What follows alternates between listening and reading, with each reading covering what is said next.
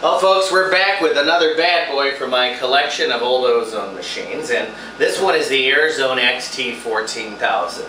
Now this machine is a fairly good Ozone machine. If you're looking to make high ozone output, this thing makes 14,000 milligrams per hour. That's actual ozone output, like my machines. Unlike some of the other machines that are being sold in the $400 to $500 range that claim to have high tens of thousands of milligrams per hour output. This one really does. And this is a machine, over a year and a half ago I shot a video of this machine showing you exactly what it looked like inside the machine and how it functioned. Now I'm going to show you what this machine looks like having been put on a crew for only 6 months' time. That's right, my men actually broke this machine again in 6 months of real field use. And what you see all accumulated on this shiny stainless steel that was once polished like a mirror is the salt that we use to prevent the mold from growing. And on this end of the machine, you'll see there are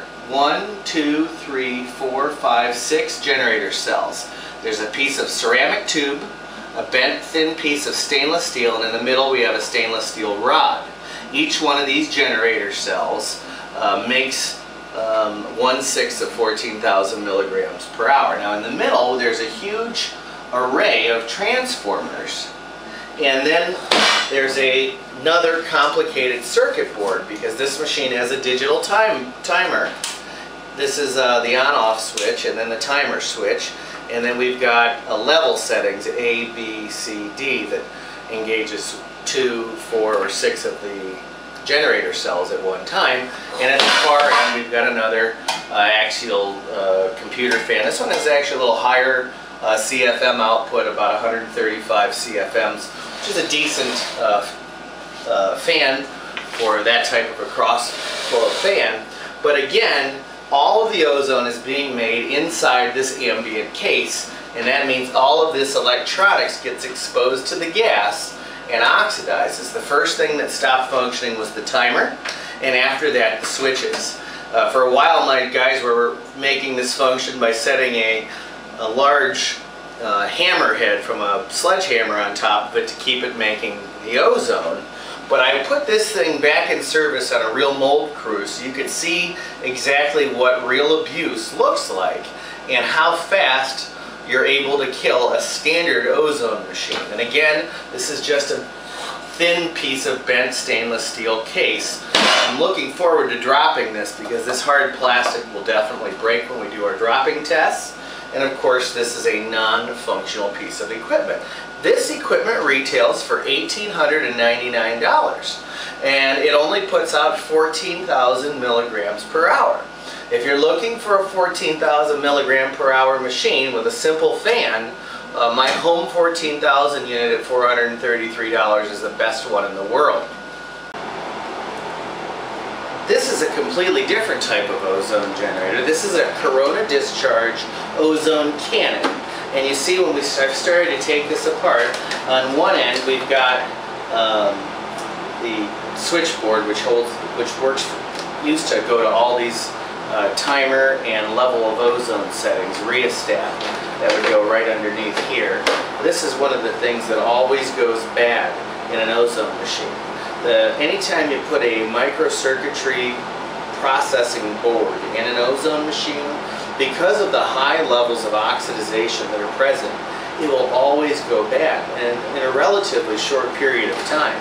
That's why all of our ozone generators have been designed with simplicity and power in mind, because we want a long-lasting, durable super ozone machine with the least features to go wrong, so that for real in the field use by a contractor, you're never left without the thing for service.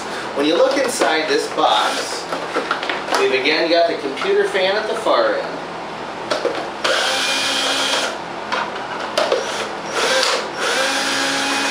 We have a relatively tough case.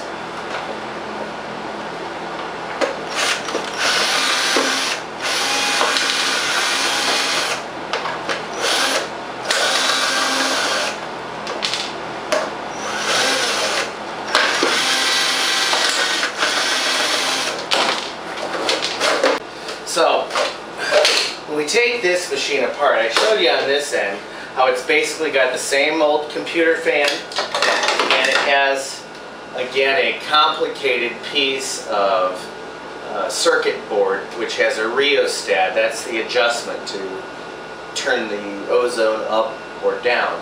Now this rheostat will decrease the maximum ozone output by about 20%. It's the reason I don't put rheostats inside my ozone machines. And of course it does have a timer built in, which is the reason for the circuit board.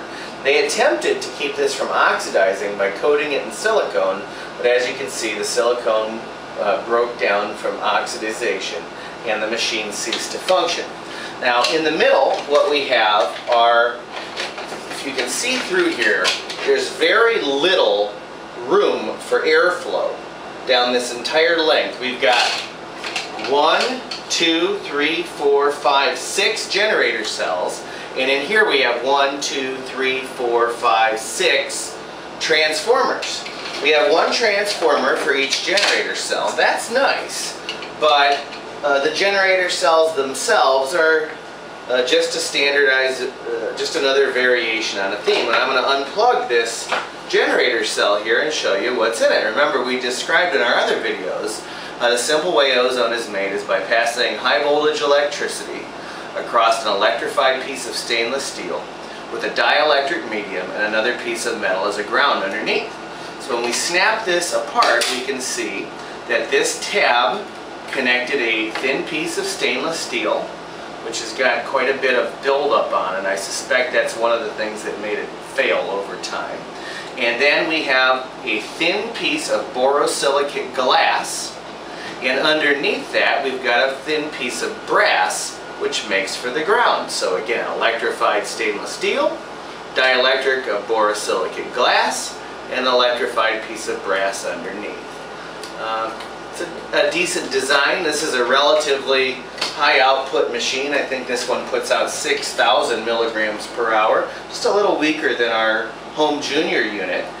Unfortunately though, this machine is priced at over $900. This is the Ozone model, and while this does have a United States patent on it, when you flip it over and look at the back, you see it's made in Taiwan. And again, another piece of decent ozone equipment, but really not one that has the ability to withstand a lot of abuse or a long lifetime. So now folks, we're moving up into a higher grade of ozone generator. This machine retails for over $1,000, and this represents one of the latest crazes in the world of ozone, which they call UV light ozone. And this is called the ProTech 8000 ozone generator. Unfortunately, 8,000 is just a number. It's not how many milligrams per hour this machine will actually produce. And this machine has a box just like the rest of them. This one happens to be a bent piece of fancy stainless steel, custom bent. And they call this the Marine Residential Commercial Odor, Mold, and Mildew Treatment machine. And unfortunately, it really doesn't have the ability to make that kind of ozone. And what's inside this machine is like most UV ozone generators today.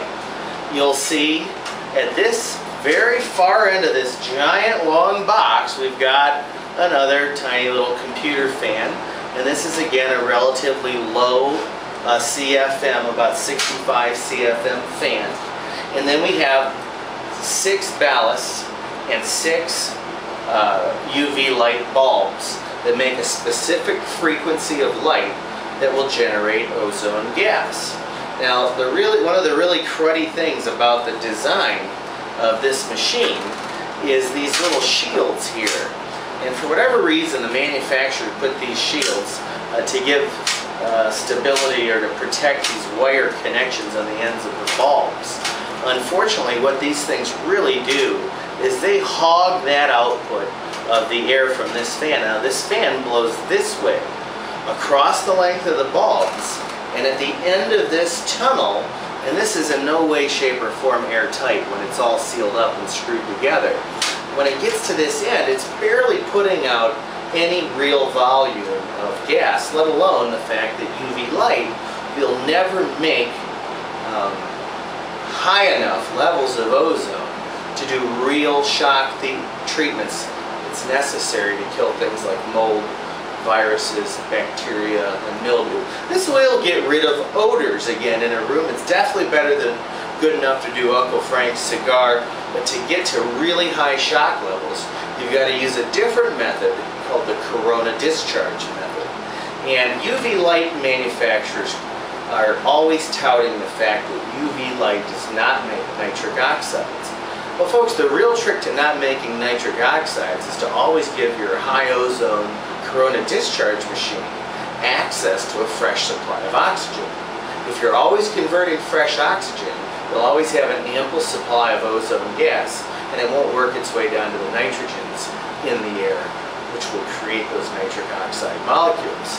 So again, this machine for $1,000 is relatively fragile, relatively thin, bent piece of stainless steel makes up the box. We'll slide this back on top, and you can see this thing will never take the kind of abuse that any real commercial ozone generator needs to for real in the field use. It's a nice pretty box, but for $1,000 it'll never create high levels for shock treatments.